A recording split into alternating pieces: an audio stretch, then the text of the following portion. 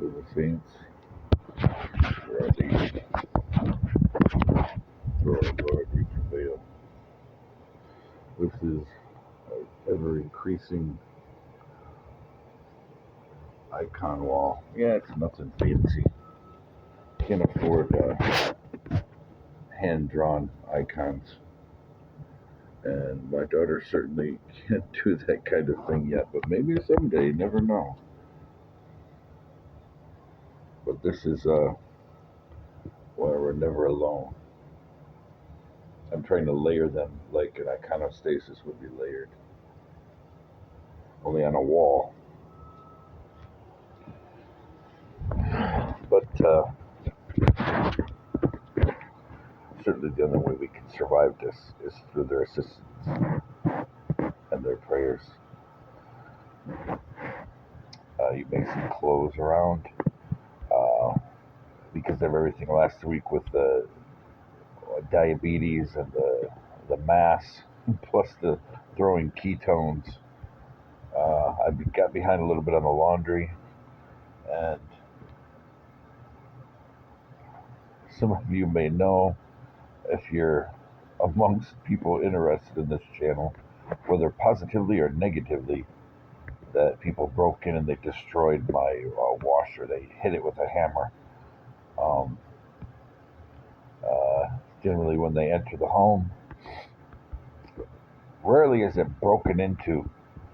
Um, they have a key, and even though people say, "Oh," it's like our front office, "Oh, nobody has a key to your place. That's impossible."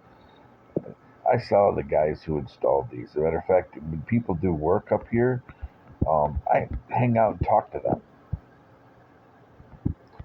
And I saw the guys walk around with 3 key rings, large key rings, like, janitor of the school type key rings. Um, so there's multiple copies of this.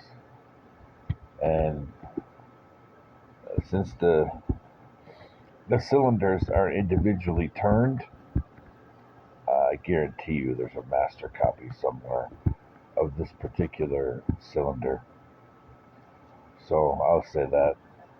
And there's ways for people to get in our apartments. I mean, I've notated these in other places that, unless you have a camera installed and some surprises, people are unafraid to break into your place here. There's all kinds of things they do: windows, doors, all kinds of stuff. So I tell people in our place, get a camera um, for inside your house that's trained on your doors and is hidden, or maybe have a decoy plus one that's out in the open.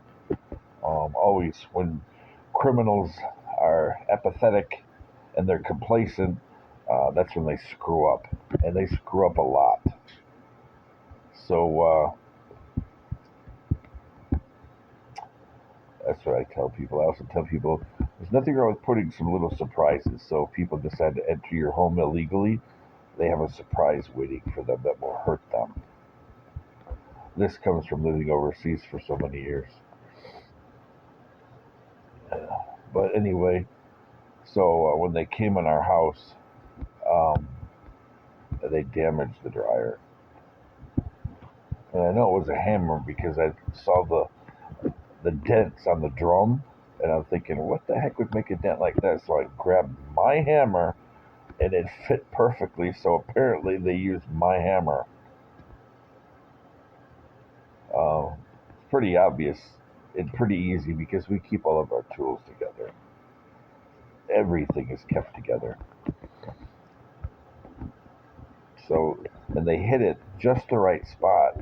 So when the belt would, sit in its place to pull the drum would wiggle. It was in a couple of spots, but one it was probably about, I would say, a half an inch deep. It was just the right spot.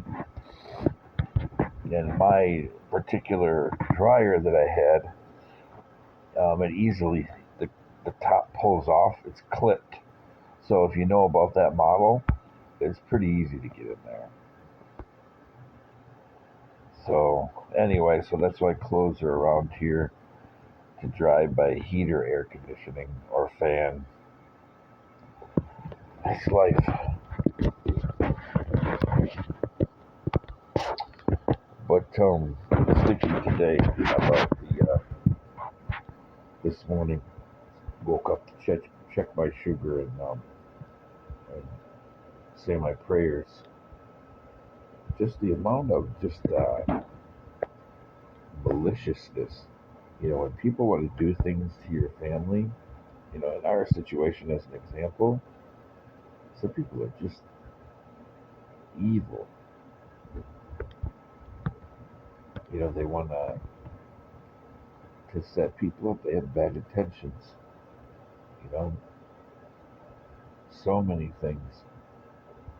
I mean, especially for us as an example, so much stuff. And the key is financial captivity. That's the key.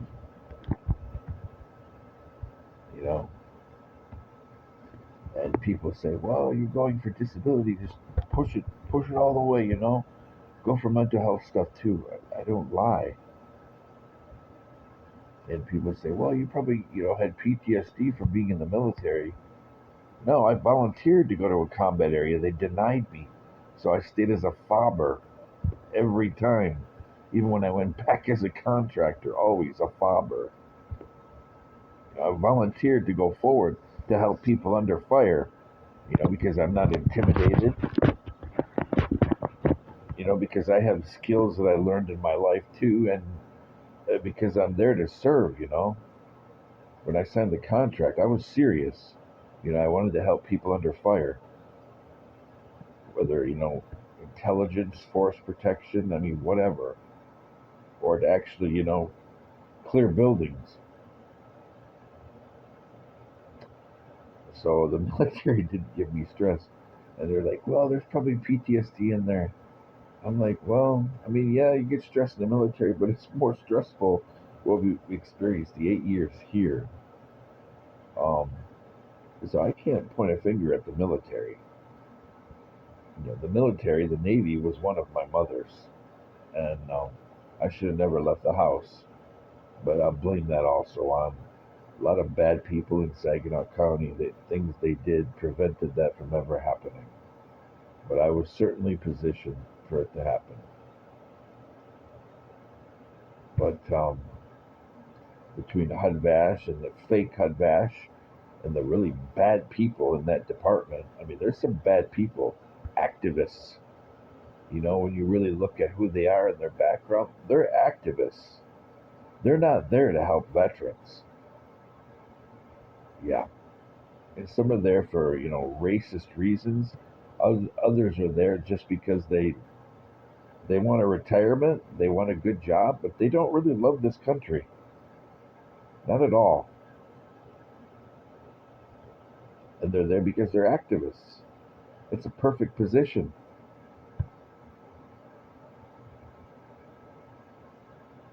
But that being said, a lot of stuff. The biggest thing is weaponizing the whole compensation and pension system. That's the biggest thing. It's been weaponized against me and other vets. My main concern is how it's weaponized against me. Yeah, but anyway, but I don't blame the military. Certainly, yeah, aggravation, PTSD rating. I mean, I would not really. I mean, I would say negligible. Um, negligible. A small amount, perhaps. Things happened, of course. But do I blame the military for everything that's going on? My stress level now? Um, no.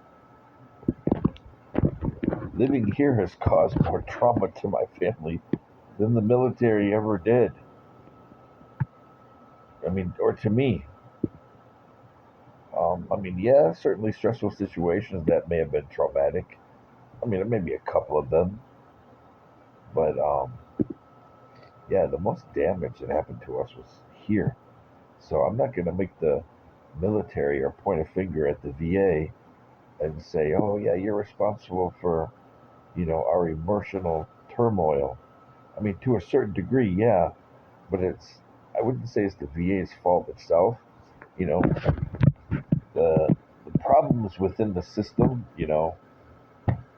compartmentalized, just speaking, in general terms. It's bad people at the VA. That's what I would say. They know the system so well. They knew how to weaponize it, just like they weaponized our benefits for welfare. They weaponized my education to hurt me, so I had to drop out of school. Oh yeah, well if he has bad credit, um, then he won't have loan support anymore, and then his scholarships will drop. He'll have to drop out of school. Yeah, just go for his credit. And they did. The VA, HUD-VASH, didn't do a thing about it, except some of the bad people weaponized, weaponized even our voucher. And when we went there, like I said last week, it appeared to me he was following us around the building. Um, and I've said before that this particular guy should not be a social worker. He should not, especially at the VA. Because when people serve, we don't care about people's race, their ethnic background, their religion. It doesn't matter. We're all one brotherhood, sisterhood, protecting the flag, protecting our families, protecting our way of life. If background comes into play, somebody should never serve and they should be kicked out because it doesn't matter. It's an all inclusive group. I would even venture to say some people may criticize me for this, but I have no problem serving with transgender people as long as their hormones are stable, they're emotionally stable, they're mentally prepared. But I don't think people should go into the military to transition. It's not the taxpayers, thing.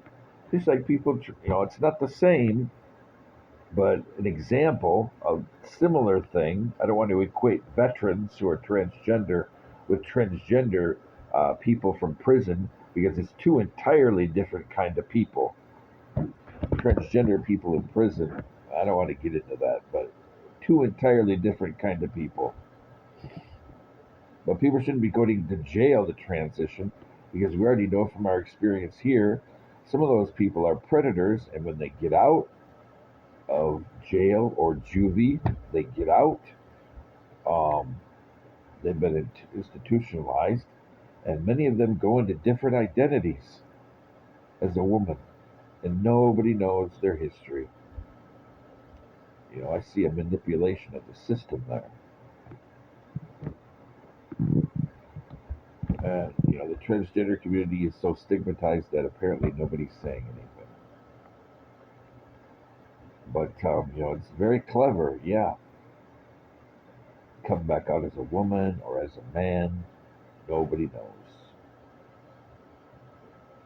Started an entirely different life. Many times, names are changed. The only thing they can't change is social security number. That's not changed easily. But I mean, some states don't even change your sex on your birth certificate. I mean, there's few, but some will. Can't change birth date, can't change social security number. But they're trying to change sex. I mean, at a minimum on the birth certificate, original sex, and which is a complicated issue. It's good and bad. So, predators will weaponize anything to hurt people. Anything. So, transgender community will have to deal with this. Can't just ignore it. And let me tell you, uh, predatory attitudes, especially those towards children, that's not a sexual orientation. That's a crime, and that's an atrocity towards humanity. I'll say that. And I mean, sometimes gender is biological, sometimes it's not. Sometimes they don't match. I'm not going to deny that. You know, People say, well, people who are actual binary gender biologically, it's rare. who's to say that a hormone imbalance doesn't demonstrate, a, you know, gen, how could I put it, gender misidentification? Who's to say that? So, that being said, um, again, this isn't the focus of the video, but I'm just looking at things pragmatically, and realizing that everybody has human dignity, and it's a complicated issue. And the younger that people get, the more complicated it gets. But whether you're young or old, this is a complicated issue, and you should hear people on every side. But the most important side is the people who feel that, you know, whether biologically or emotionally, feel that they're gender misidentified. Misidentified. It's complicated in and of itself. Gender misidentification. But it's something that will have to be dealt with because everybody has inherent human dignity and everybody has worth. And everybody's made by their creator with a spark of his love,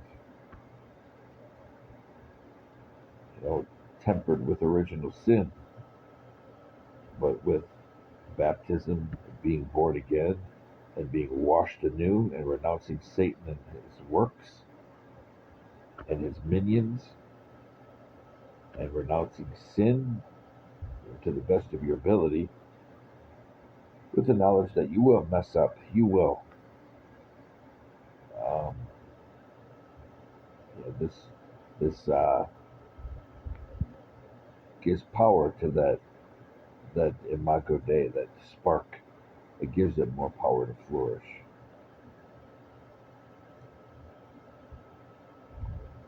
But anyway, we're speaking here of the evil people who weaponize stuff, even your education, so you have to drop out of school. And they keep you in a rut. Somebody that I talked to yesterday, you've been in a rut the past couple of years. I said, yeah, we call that the financial captivity. That's exactly what it is. Um, he's a little more hopeful than me. Well, you got some ground with the VA. Somebody is still messing with my claim. You know, we should have already received another letter in the mail to finish out the exam. Somebody is sabotaging my claim. There's so many people that are working against us. Um, it's a lot of people. I find them across businesses and agencies. But generally, it's a common thing. They know each other. That's the most common thing, and everybody denies it. When I bring up something, they just point at me. Try to subtly. People are interesting how they try to steer conversations. That's how I know they're recording me. Um, yeah, for what this family has done, what this city has done to my family, it's shameful. It is shameful. Weaponize communities against me. Whether it's a religious community or a racial community or an ethnic community, weaponize, weaponize, weaponize. Organize, organize, organize. And people say, oh, it's in your head. No, there's people are trying to help you. Really? Really? And why do people only do the bare minimum so they don't get fired and so they don't cross a boundary so they do trigger an investigation? I'll give them that. Some of the people that are working some of our cases, some of the people that are, working our vouchers or our whatever related to us, they're very intelligent, very high functioning sociopaths, some of them. Very. Where the medical thing, that's the most clever of all. How do you get away with so much medical damage to two people without somebody noticing it or somebody investigating it? I can blame my diabetes on the VA. I've been telling them for 6 months, maybe even longer than that. Could be up to a year, maybe. Actually, I think it probably is. Almost, almost 9 months ago, I started noticing stuff. Yeah, about 9 months ago. I think I got my first glucose strips about 6 months ago after arguing and arguing and arguing and arguing. I could have stopped this. It's still possible to come back, but um, once you start becoming intolerant and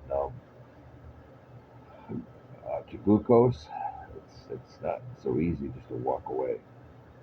It it takes a lot of work, if you can change that at all. If the islet that makes insulin has already started to have pathology, it's hard to come back from that. Um, yeah, and if your system, because of the islet's pathology, and your system is glucose intolerant, that's hard.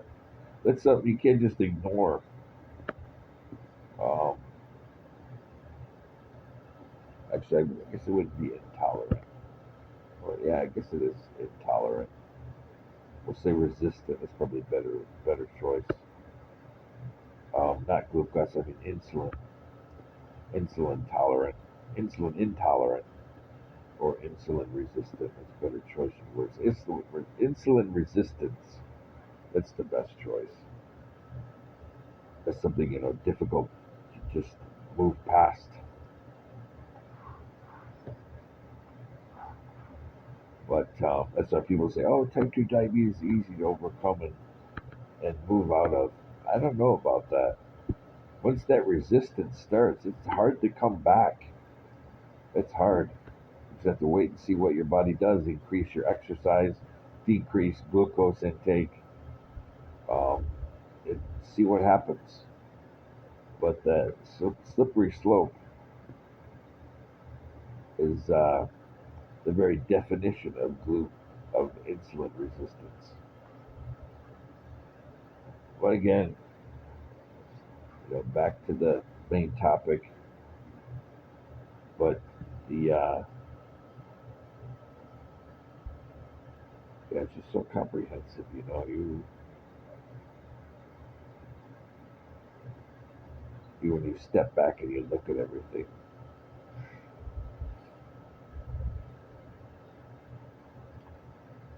When you're trained to be results oriented and to solve complicated problems and to find resources or go around obstacles or go through them with resources, but your resources are all being sabotaged, or you're told, "Oh no, you can't do this anymore," or "Oh no, these people they said they're not going to help you anymore." I mean, it's kind of defeating.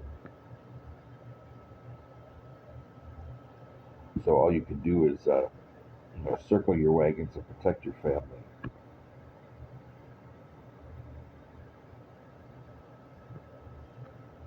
Yeah, but some humps are very difficult to get over.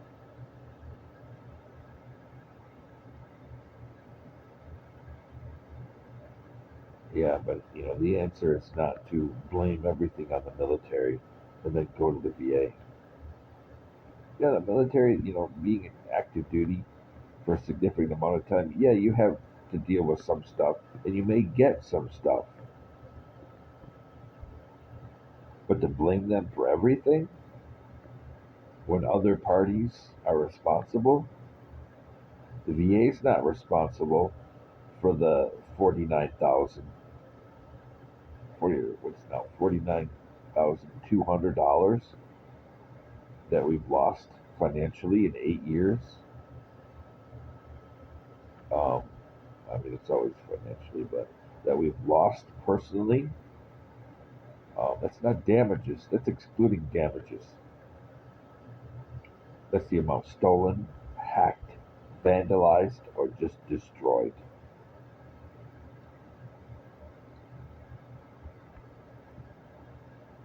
Oh, that also includes things stolen because people failed to keep a HAP contract to have a secure environment. So people entered our home whenever they wanted. And people just pointed the finger at me and said, no, no, no, no. It's not true. You're wrong. I still have a copy of the HAP contract. I have told everybody a dozen times. Still, what do I have to serve them with the, you know, to actually serve them to get it?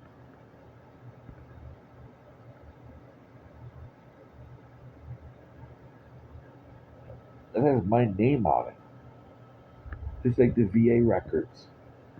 I have to do a FOIA request to get the VA records from the CNP examiner because they don't have any record of them. So again, I'm being screwed with. And some of the people involved with this, I know I've talked to them.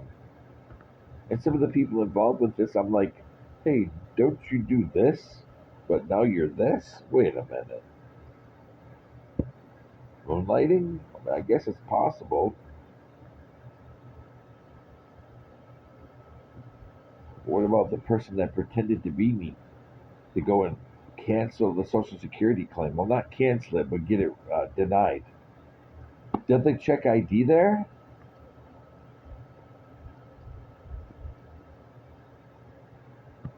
Unless it's the person who lives in this town with my namesake. But still, you think they'd check a Social Security card? You know, I don't know. I mean, yeah, I guess if somebody had all, it's possible. My stolen wallet, they may have a copy of it. I don't know. I mean, I guess it's possible. It would have to be somebody with my name that went there. You know, theoretically, if they had some kind of government ID with my name, you know, matching me, of course, since we're name twins, they would match my name. And like I said before, you know, there's connections for several people with my name to this town, and a couple of felons. Um, should say unrepentant felons. But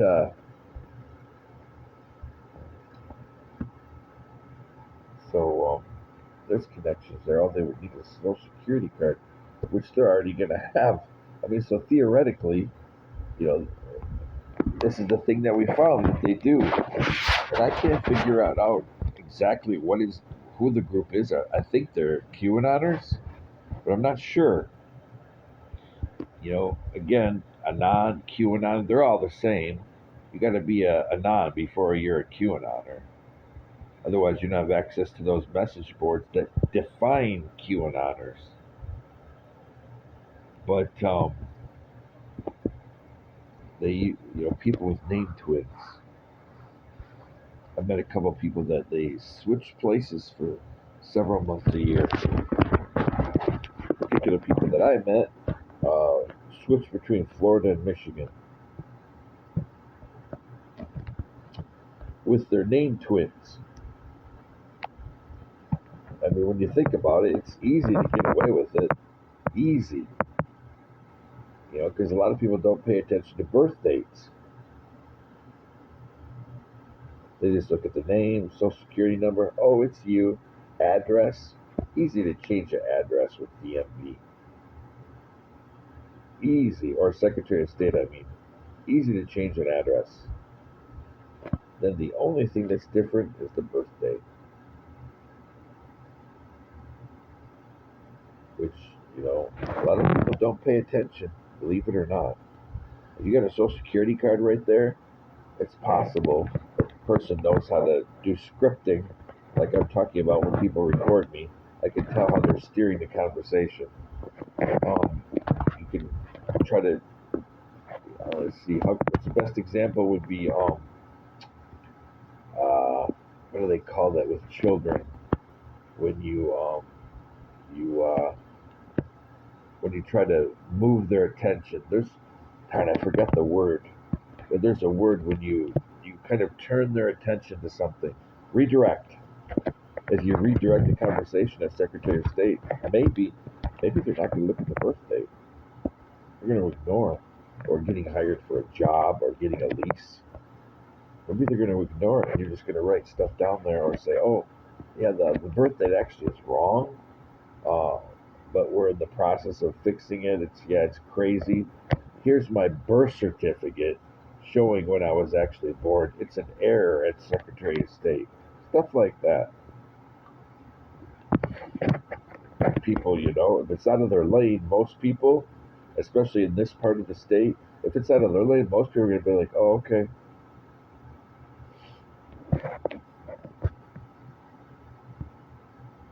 You know, we we tend to be conservative economically, but politically, we're all over the place in this state.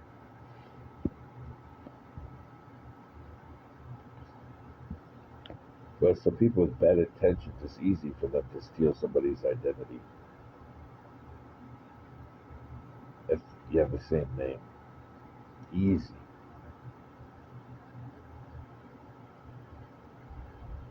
Even passport. Just scanning the passport.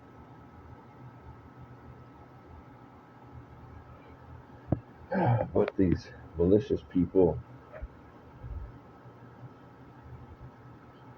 because only God gives families justice.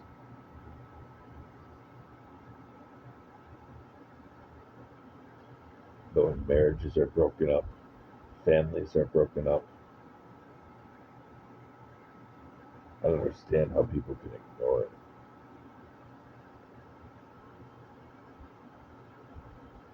Yeah, I don't understand that kind of mind.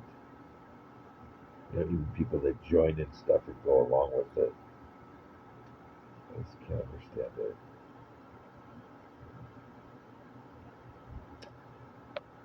I don't know. I can't understand the things we do to each other, especially evil. Can't understand it.